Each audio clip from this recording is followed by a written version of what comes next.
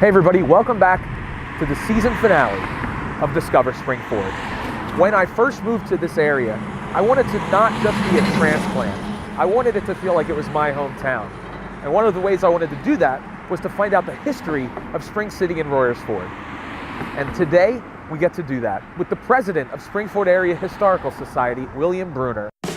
I'm Geoff Desiato, a local realtor, aspiring actor, and transplant to the Springford area.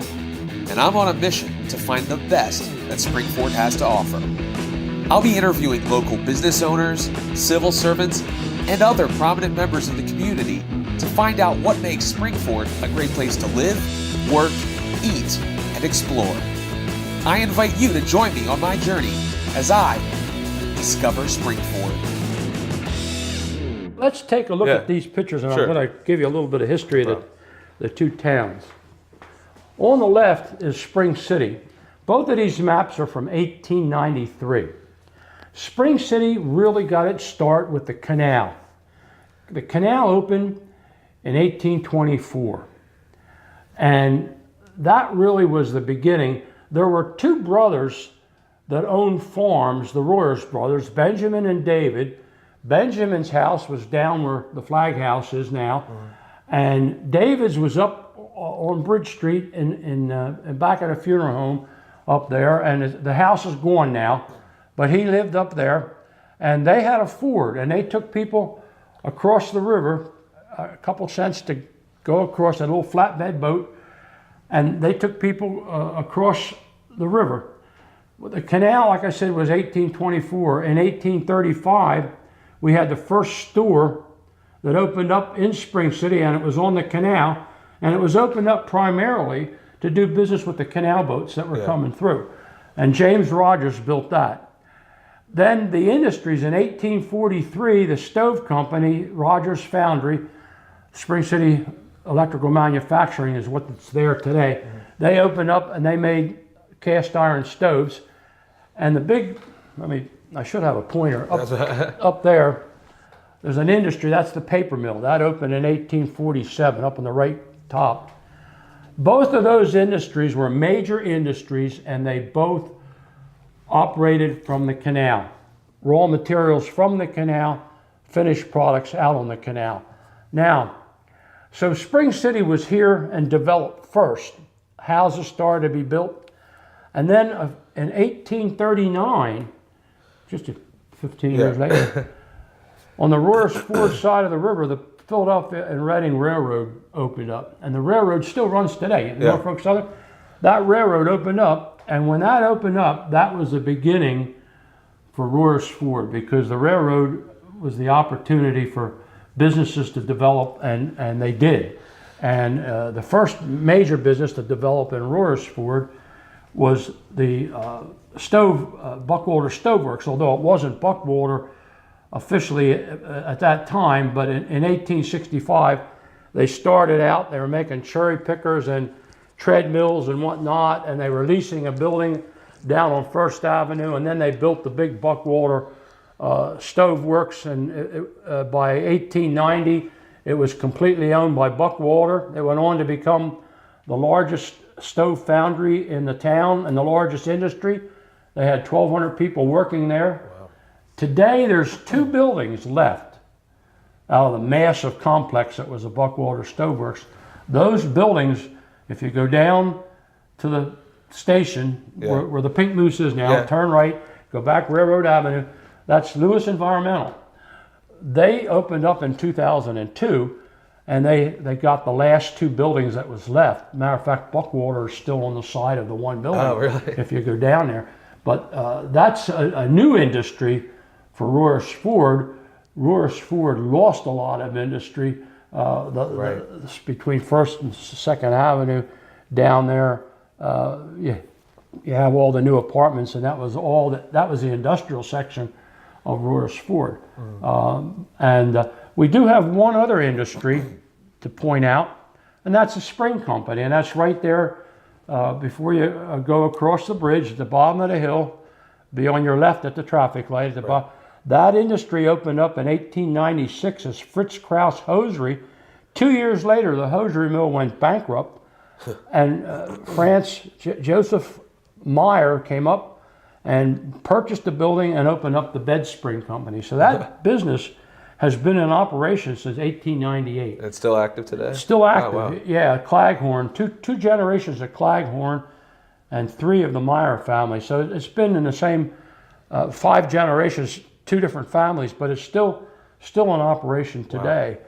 So that's the longest industry in Royersford.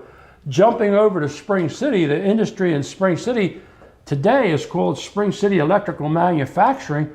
That started out in 1843 as a stove foundry. James Rogers built it, and that went through several name changes, Shanson, Keeley, Yeager, Hunter, but the bottom line is they're still manufacturing cast iron products since 1843. Now the stove industry went out in the 30s, and then they were making cast iron pieces for big movie projectors, and it's evolved, and now it's making lamp posts. But the lamp posts that they make are all over. I mean, not just people see them in Spring City, Royersford, and Phoenixville. Go to Disney World, go to a lot of colleges. I mean, they're shipped all over the world. So the little industry that started in 1843 is still there, and the process is still the same. You take molten iron and you pour it into a sand mold. And the only difference is that now the heat for the current foundry is supplied by electric, where before, but that's the only difference. It's still, if you're baking a pie, it doesn't matter whether you're using a bake oven or your oven at home. You're putting the ingredients in and you're making the pie. Yeah. You're making the cast iron product the same way you did in 1843. Right. Wow. So the heritage of these 2 towns, they each had 3 stove foundries. They each had 2 glass factories. They had multiple textile industries, both hosiery and knitting. And if you got time, I'd love to tell you the story about Ira Gruber. But let's just take a look back here real quick. We talked about the glass factories. We talked about the stove factories. Yep. And the other industry that was in both towns was the textile industry. Now the textile encompasses hosiery and knitting, 2 different, but it all comes under one heading. That particular type of manufacturing came along later. When I say later, 1900 and beyond, coming forward. The stove factories and the glass factories were here before that. The stove factory was your primary industries, glass was second, and then third was the textile. Now, the thing about a textile industry, and knitting in particular, is it doesn't take the amount of capital, money, to start one of these industries. If you're going to start a stove works or you're going to start a glass factory, you need a lot of money. You can start a knitting company with a knitting machine and a sewing machine, okay? Now, they had in Spring City, down on Bridge Street, Century Knitting, or National Knitting, there was a knitting company down there. In 1900, Ira Gruber was working on a farm next to his father's house. The Gruber family, there was like 12 children, and it wasn't uncommon for them to have one of their sons or 2 of their sons or daughters working for somebody else, because the family was just so big they couldn't have them all on their own farm. And he was working on a neighbor's farm, and in the 1900 census, he wasn't even listed as living at home. He was living with the farmer next door, working the fields. And that year at Thanksgiving time, instead of going to home, he had a sister that lived in Spring City, and he was going to go visit his sister for the 3-day weekend and stay with her and her husband. So he came that 1900, he came down here to Spring City, and on Friday, the day after Thanksgiving, he decided he was going to go off with his brother-in-law off to work. So he went with the brother-in-law, and the brother-in-law worked at a little shop right next to the knitting company on Bridge Street. And he wandered around, and then he got bored, and he wandered into the knitting company, and he's walking around the knitting company, and he goes down into the basement, and the people down there in the basement were building wooden flats, skids. They're building skids. And he stood there, he's watching them, and the boss comes up, and he says, "Don't stand there, son. Pick up a hammer, get working." And he was just visiting. And the young farm boy picked up a hammer, and he started making skids. And he was there, and after lunch, the boss came by. He says, "Well, you're really a worker." He said, "Look at all that big stack that you made." He said, "You're doing good." He says, "When did you start here?" And he said, "Oh," he says, "I don't work here." He says, "I'm just visiting." And he says, "Well, where do you work?" He says, "Oh, I work on a farm up above Boyertown." He said, "Well, you don't work there no more." He says, you work here. You're going to work here." So he went home that night, told his sister, he says, I want to stay with you for a while. I got a job. And he went on Saturday, went back up and went up and got his clothes and got all his stuff and told the farmer up there, "I got a job. I'm leaving. Come down to Spring City." He worked there for those people for 4 years. And during that 4 years, they told him, "You're a young boy. You're only in your teens. You don't need all this money. You're living with your sister. We're going to put half of your salary away for you, so when you get married, you'll have a nest egg." So half of his money is being taken away. So he's there working. He learned not only to do skids, he went up and he learned to do the knitting. He worked in the office. He placed orders. In the 4 years that he was there, he learned the entire operation of that knitting company, and he did a little bit of everything. And at the end of the 4 years, he meets a young girl in Spring City, and they decide to get married, and they want to get an apartment or a house. They want to get their own place to live. And he goes into the boss, and he says to the boss, he said, "Look, I'm getting married. I need my money." And they stiffed him. They said, "What money? We don't have no money for you." And he just tore out of the place, and he realized that they cheated him, that they took. So he went around town in Spring City, and he found the grocery store. I believe it was the Witt Brothers grocery store down Spring City. Went in there, and he told them, "Look," he says, "I know how to run a knitting business. I'll build a knitting business. I'll build it from ground up if you loan me $500. 1904, 1905, a lot of money. But they said, "We'll be partners. We'll loan you the money. You run it, we'll loan you the money." So he borrowed the money from them. He bought one knitting machine, one sewing machine, and the Abel Wainwright's grist mill, which is down in South Main, the building's still there. It's sitting empty. He leased it, put his 2 machines in there.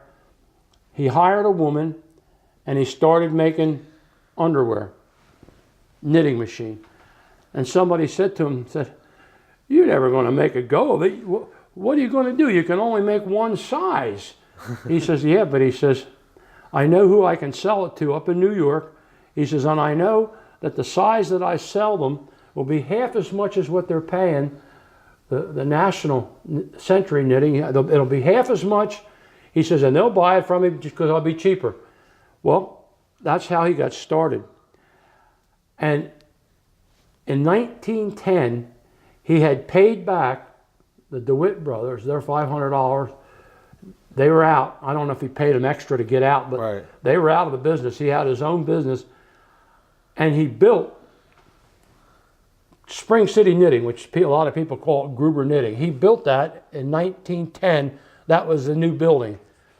In 1907, he operated out of the old grist mill, but he built that, and that was the new building.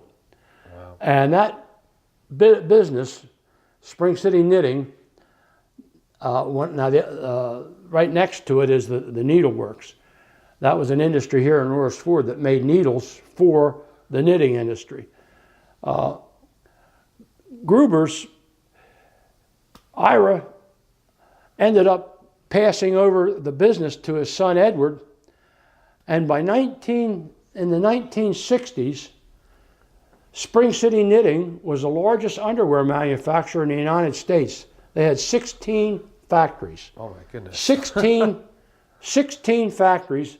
It all started with a Pennsylvania Dutch farm boy that got cheated out of 4 years' wages, and, well, 2 years, half of 4 years' wages, started his own company. Wow. There were a lot of knitting companies that started out that way with just a couple of machines, and there were a lot of knitting companies that opened up and closed up. You know, it was because you could get in so cheap, you could get in and out and go closed. But there was a lot of knitting companies. Fritz and Krause down in Royersford built the building in 1896 where the bed spring company is. 2 years later, they went bankrupt and they sold the building.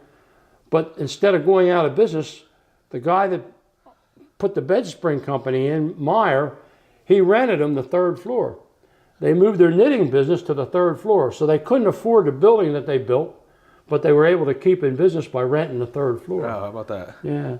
So, and that was one of those things where I told everybody that Fritz and Krause sold their building in 1898 and they went out of business. But then I saw a newspaper clipping from a Pottstown paper in 1911 where Fritz and Krause went out of business.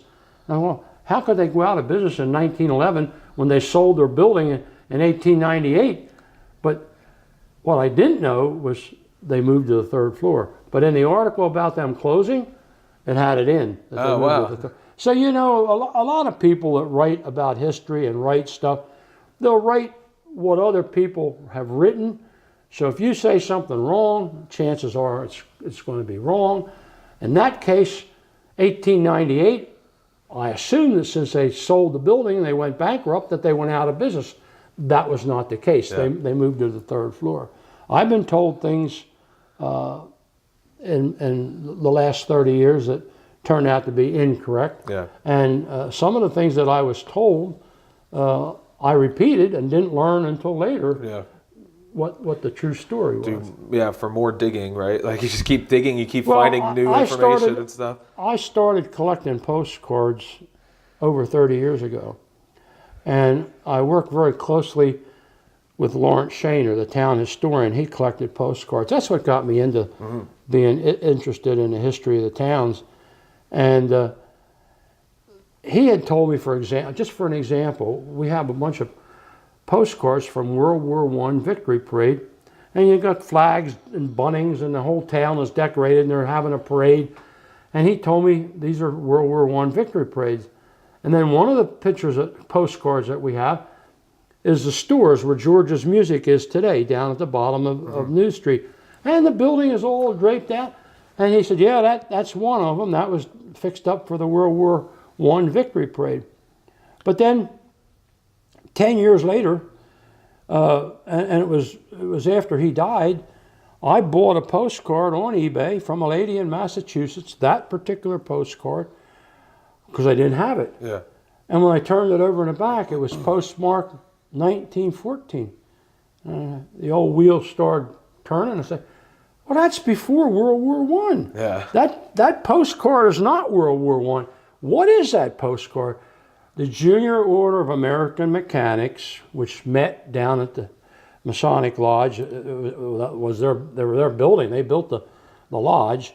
They had a Pennsylvania State Convention in Spring City that year, and they had I guess over 1,000 people came to Spring City to celebrate that day, and that's why the buildings were all decked out, and so that postcard and that picture was not World War I. I told people that for years. Oh, wow. It happened. Yeah, it happens. The Archives of Royersford, which is a book that was published by Milton Lewin, and he hired a guy to write it, but he gave it out when they reopened the shoe store. That book, The Archives of Royersford, is the Bible of old history of Royersford. And yet, when we get to the third page or fourth page in the book, he tells you about the Royers brothers living in Spring City, and he tells you about the Ford, and he tells you about David Royer lived in the paper mill mansion house. And that's impossible. because the paper mill mansion was built in 1847 and David died in 1830. Oh, wow. The house was built 17 years after he died. So that was a mistake. Vicinity would have been correct. Yeah. Naming the specific house was wrong. Yeah. Sometimes when you get very specific in your talking, you get in trouble. Right. And I had put a thing on Facebook a couple of weeks ago, and I said about how the train station opened in 1932, and that's correct. Yeah. But somebody said it was built in 1931, and that is correct. It was built in 1931. The grand opening was held in April of 32. So, you know, and to me, the story is far more important than whether it was 9 a.m. or 10 a.m. Right. or whether it was the 3rd or the 4th. You know, tell me the story. I love to hear the story. Yeah. And then we can look up the dates and get them exact. Yeah, exactly right. This cobbler shop was built by John Milton Lewin and his father, and it was built in 1875, and it sat out front. It was Royersford's first shoe store. Now, John Milton was the oldest son of William. William and Rebecca built the house and lived here, and John Milton went to the Hobson School, which is out where the Superior Credit Union, there on the corner. Yeah, that's where the Hobson School was. Oh, really? And he graduated, and he graduated in 1873, and he came back home, and he wanted to go to college, but his father said that was a waste of time, and he sent him off with a fellow by the name of John Bean to become a shoemaker, to be an apprentice to learn how to make shoes. So John Milton served his apprenticeship for 2 years, came back here, and he and his dad built this 12-foot square building, and it was sitting right out in front of the house, right along the street. Oh. Now he could make shoes, but he brought them in on the railroad, sold them, and he repaired shoes. So this is more like a shoe repair shop. And he worked in this shop here on the property for about 9 years, and then he built a new store downtown, and they literally put this on logs and rolled it up and sat it here. So this building is not part of the original house. The house was built in 1861. This was built in 1875. When they put it here, his mom, Rebecca, used it as a wash room. In the winter, she did her wash. Now in the summer, she did it outside. This is a washing machine that's very similar to what she used at the time when she was doing her own wash. And so it was a washroom. When we purchased the property in 2000, they had just filled this up with junk. But because the house stayed in the family for 5 generations, and we purchased it from a Thelma Grebe, who was a 5th generation of the Lewin family, a lot of the records were on the 3rd floor.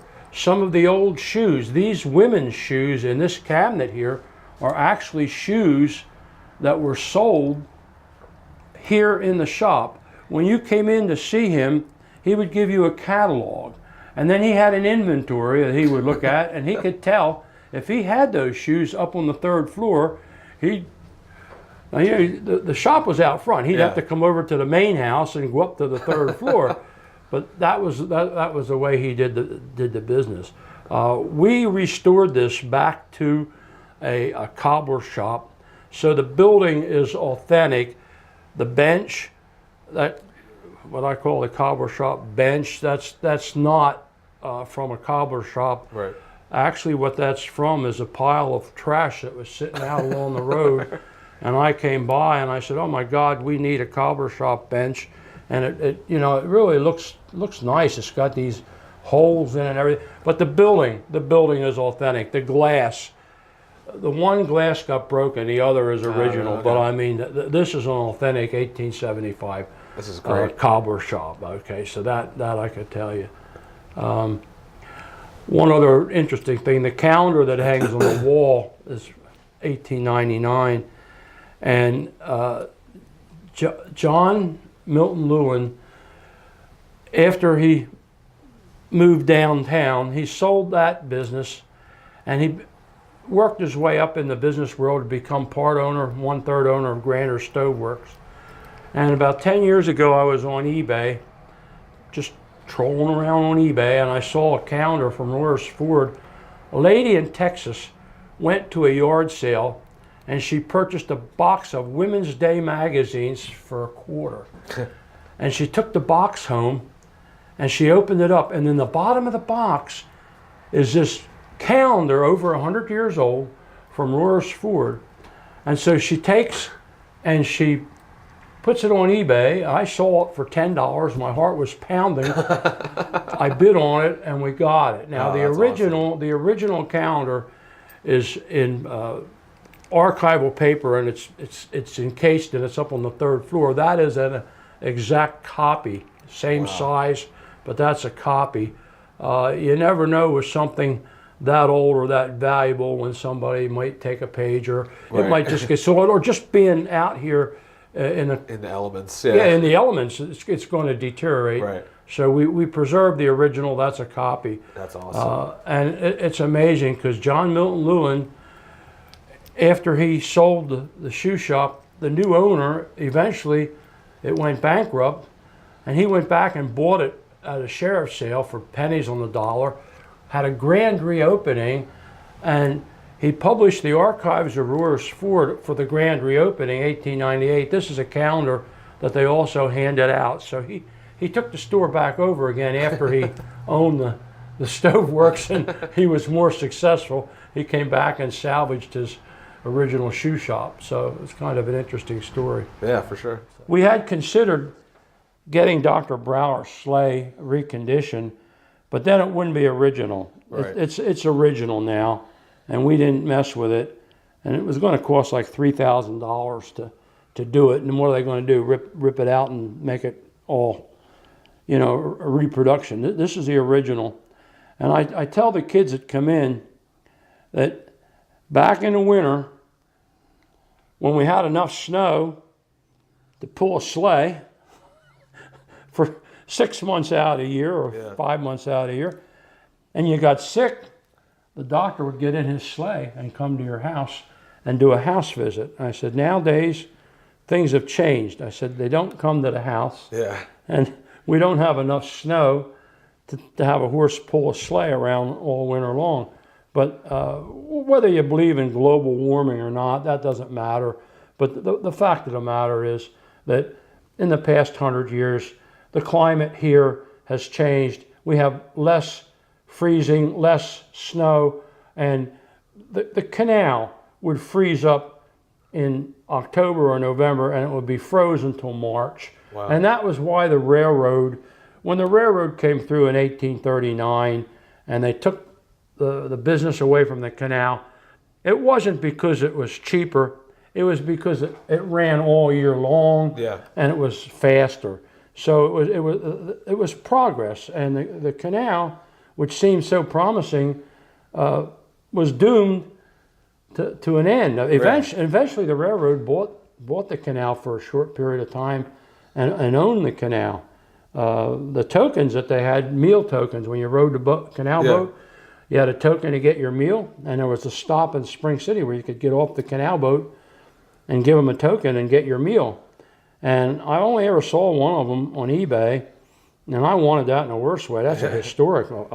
Pennsylvania, Philadelphia and Reading, wasn't Pennsylvania, Philadelphia and Reading railroad token to ride on the canal boat. And I bid on that, and it went for $235. Oh, my word. Another one of my lost causes. What do they call it? The one that got away, right? Yeah, the one that got away. Now, Dr. Brower, was he the only doctor in the area?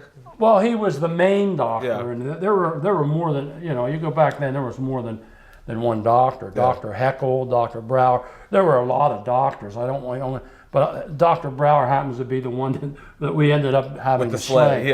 On the second floor of the house, we have a room dedicated to doctors, and we have all the different stuff that has been given to us by the doctors in both Spring City and Royersford.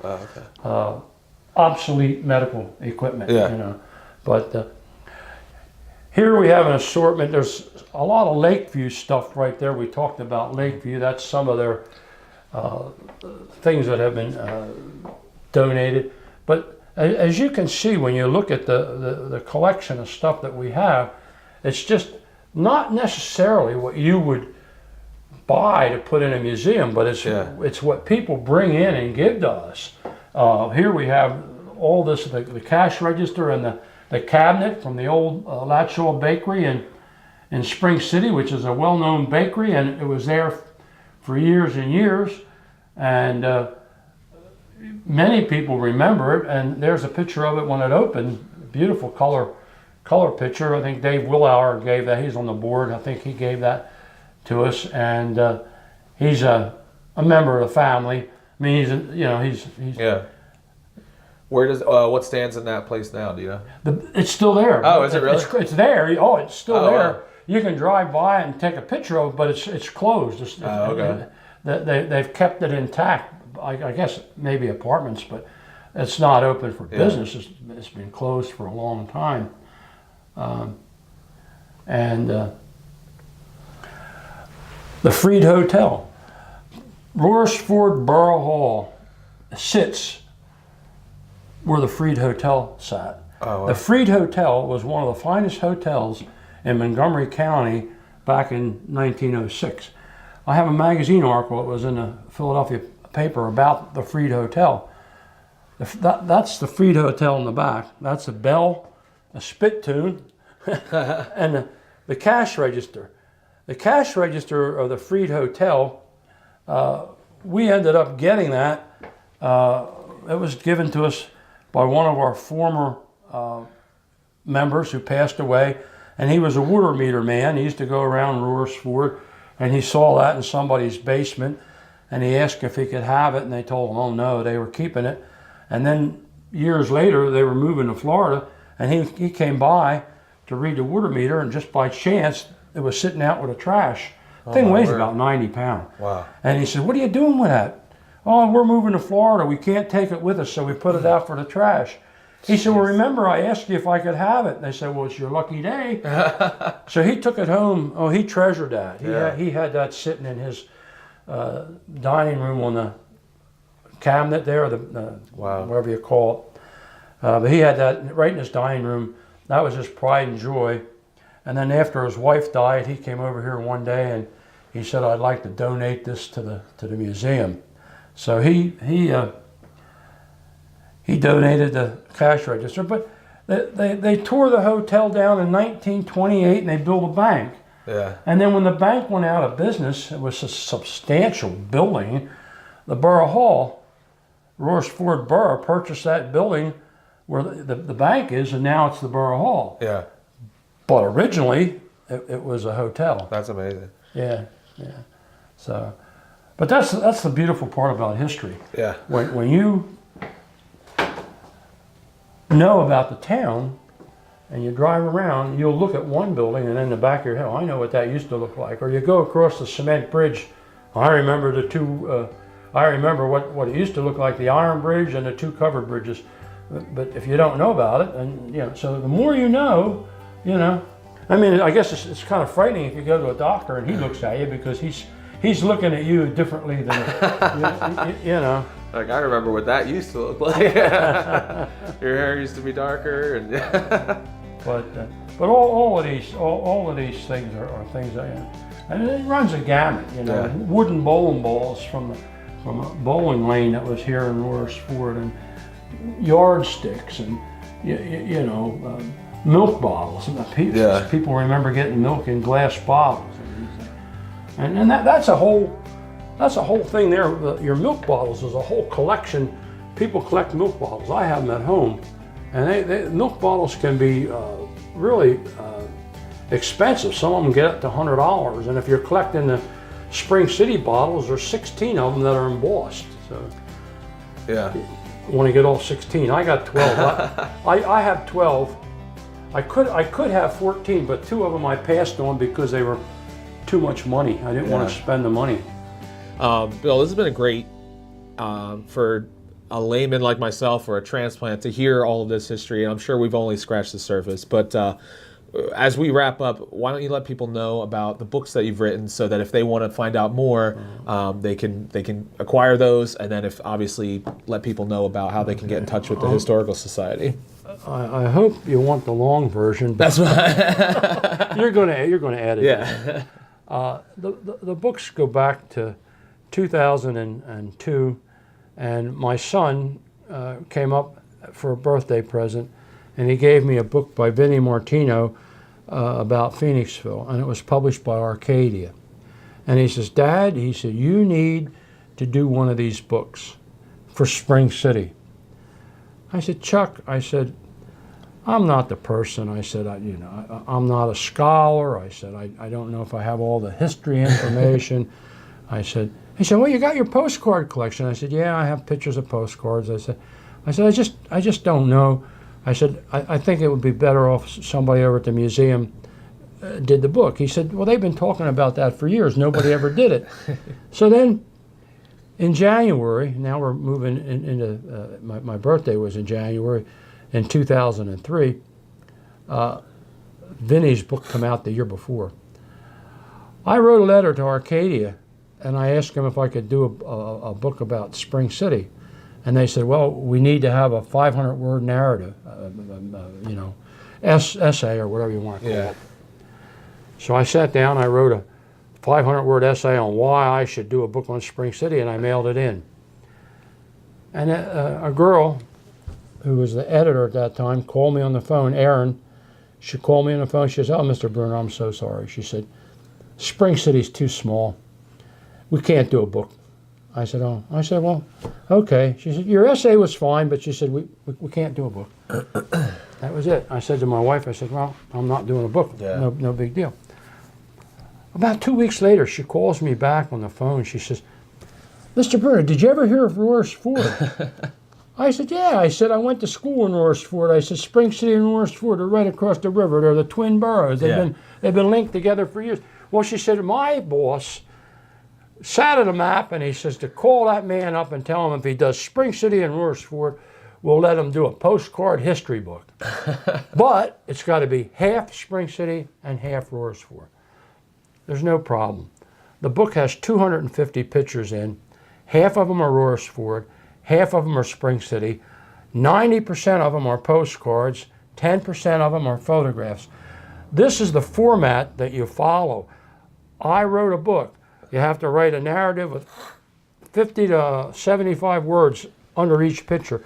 You put 2 pictures to a page. The chapter, you pick the chapters, will have 1 photograph on. You'll write a narrative at the beginning of the book. I mean, it's so formatted that a lot of authors couldn't stick to that. Yeah. But for somebody like myself, I don't really consider myself an author. I'm a picture book man. Yeah. This has just fit me to a T. Yeah. I take all my postcards, pick out the best ones, come over here to the museum and do all the research and put together a book. So I did the first book, a postcard history series, Spring City and Royersford, a postcard history series. And they only, to start out with, they only printed like 4,000 books. And they sold them out. It was remarkable. They sold them out in about a month. And they contacted me and they said, we're going to reprint. And they reprinted, and they've reprinted it 3 or 4 times. And now, I don't know what the total number is, but now they reprint with their technology. They reprint on demands. When they get orders for 200 books, they reprint it. Yeah. So if they don't have it in stock and there's no more there, and they got an order for 200, they reprint it. So there's no such thing as it goes out of print. Yeah. And you could go to Barnes & Noble or Amazon, you can still buy the book. We sell it here. So I did my first book, and it was very successful, and I was very happy. And then they contacted me and said, we want you to do another book.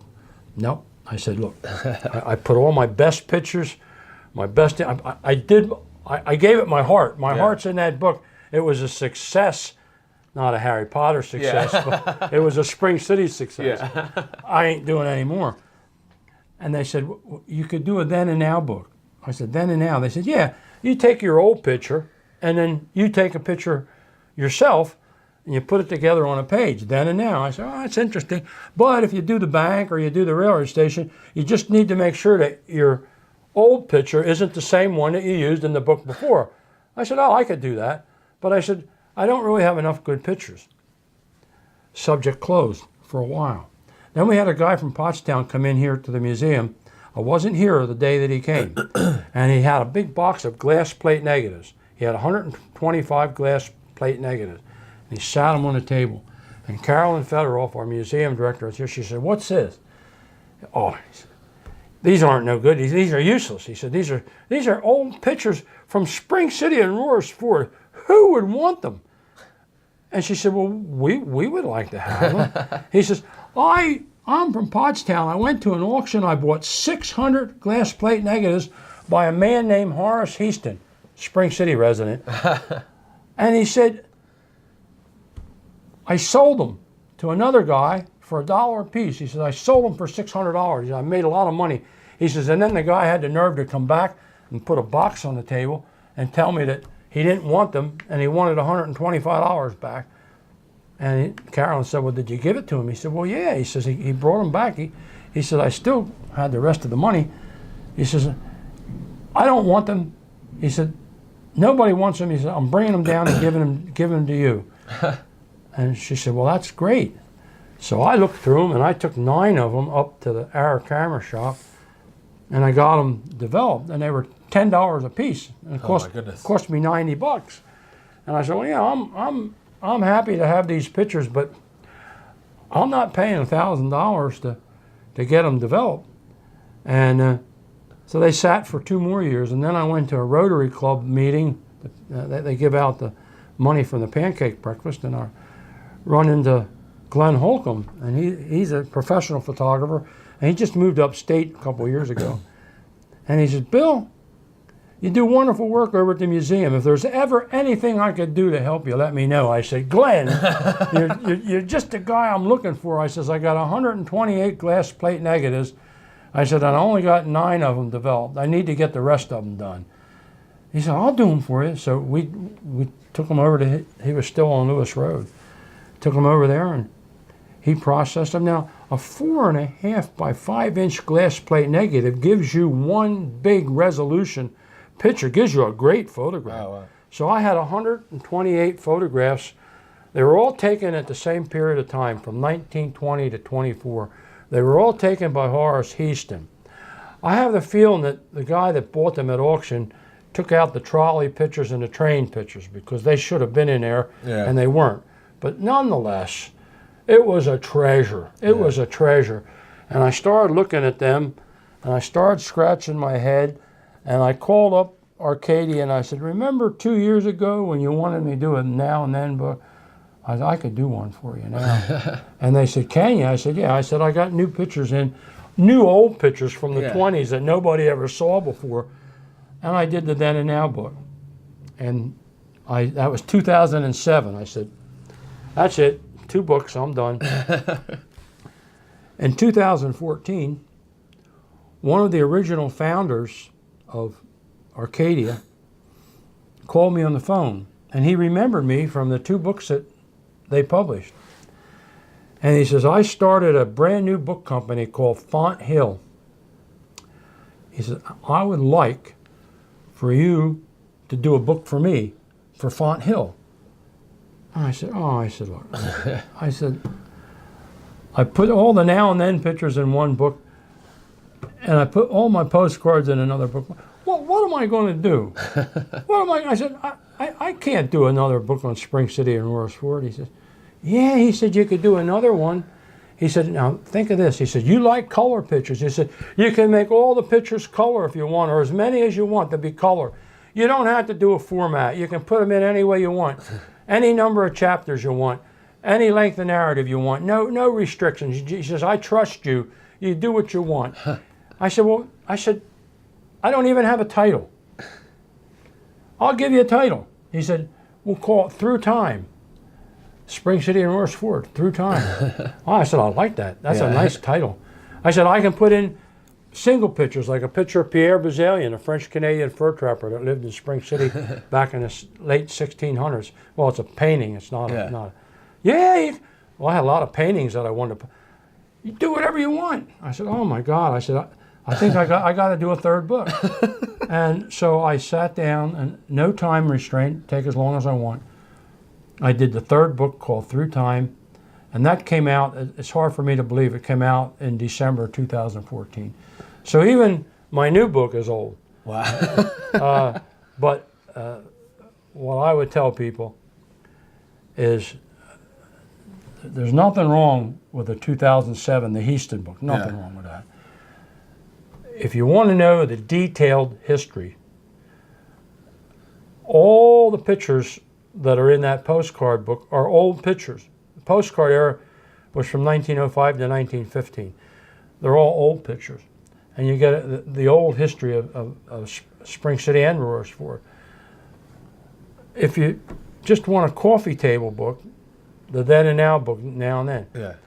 If you want the best that I have with all color photographs, get the Through Time book.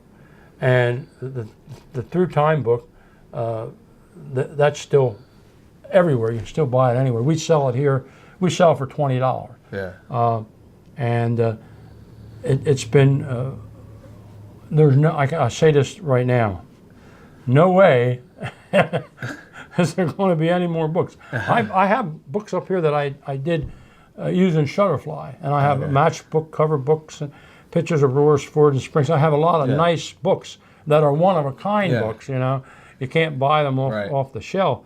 But the Arcadia, and then what even became better for me is the guy that was originally part owner of Arcadia and formed Font Hill, sold Font Hill back to Arcadia.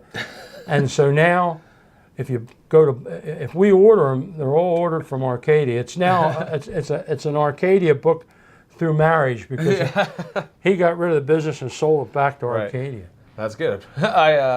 So the best way for people to get the book is either here, or they can go on Amazon? They can go on Amazon and buy it. They can go to Barnes & Noble and buy it.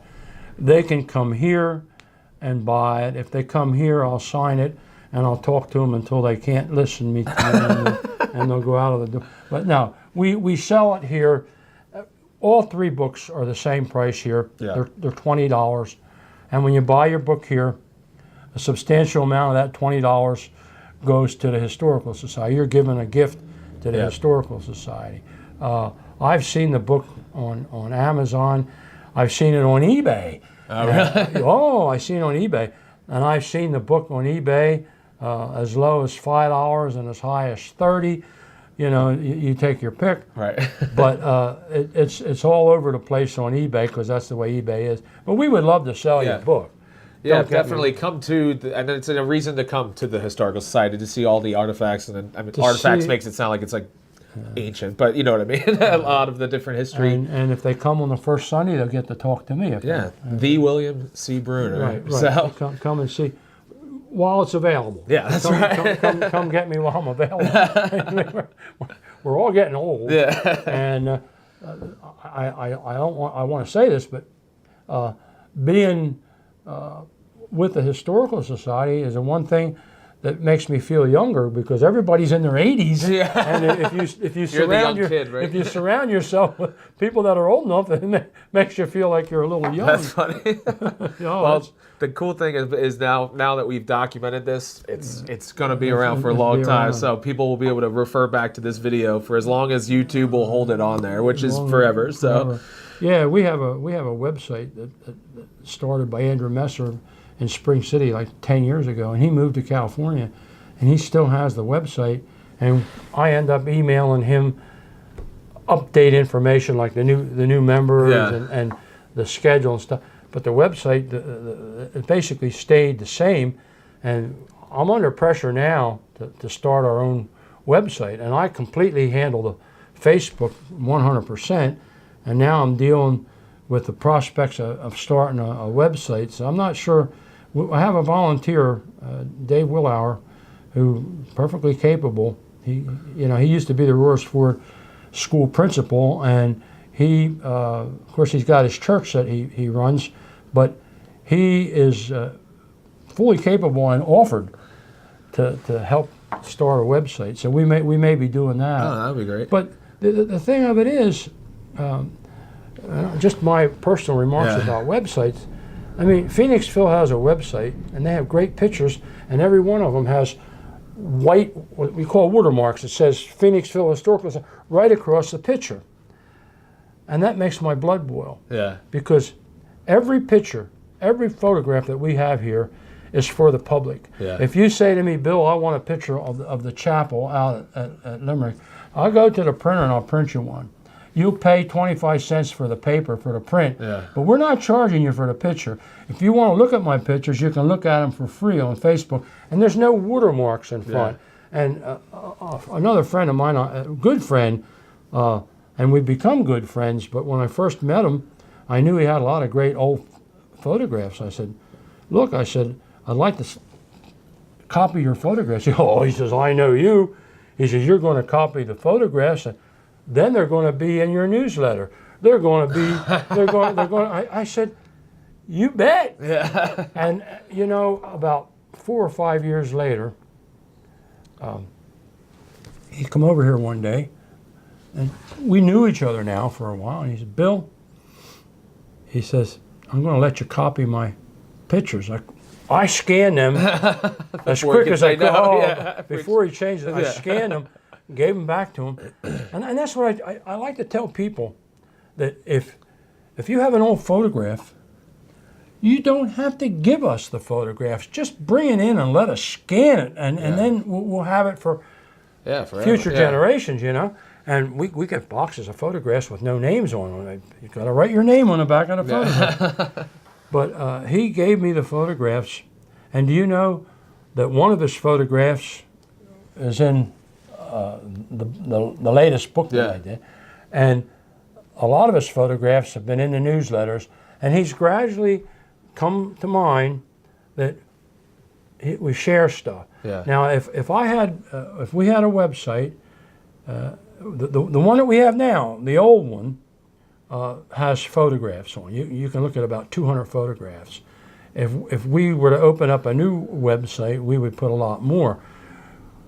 We've had newsletters since 1988.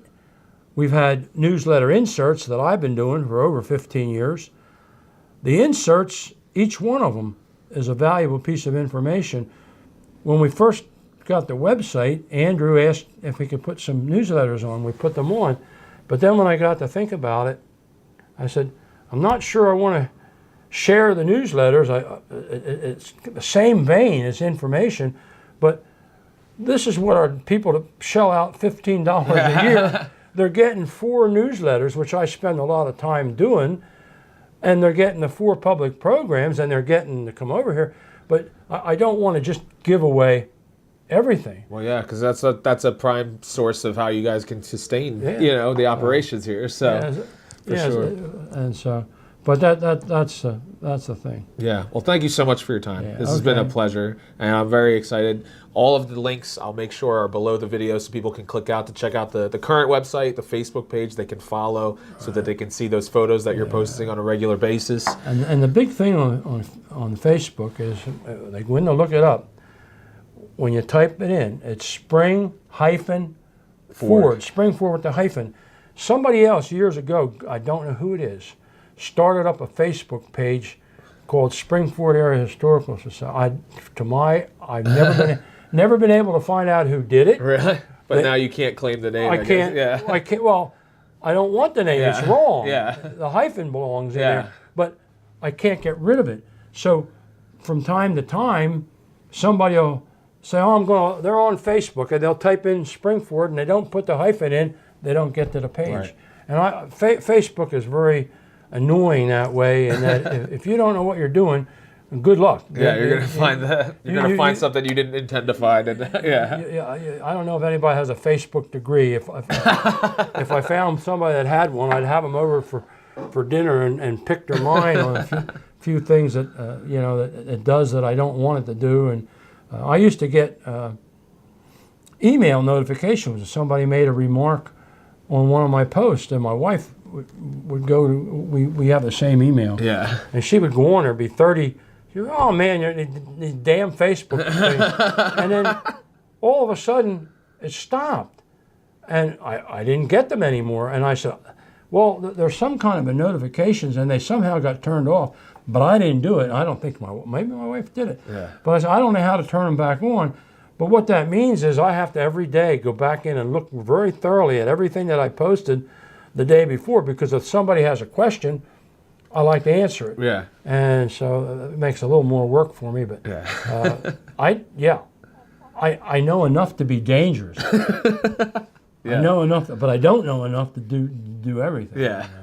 No, but it's great. I mean, you're definitely actively posting and everything, and I have it coming up in my news feed, so I'm getting a kick out of it. You know, just seeing all the then and nows that you put up and all the different sites of the location. Oh, yeah. So thank you so much for your time. I really appreciate it. You're welcome. I'd like to keep talking, but I think I'm about to run out of video. I'm going to take my mic off. Yeah, that's fine. I'm going to call it quits. Well, thank you so much.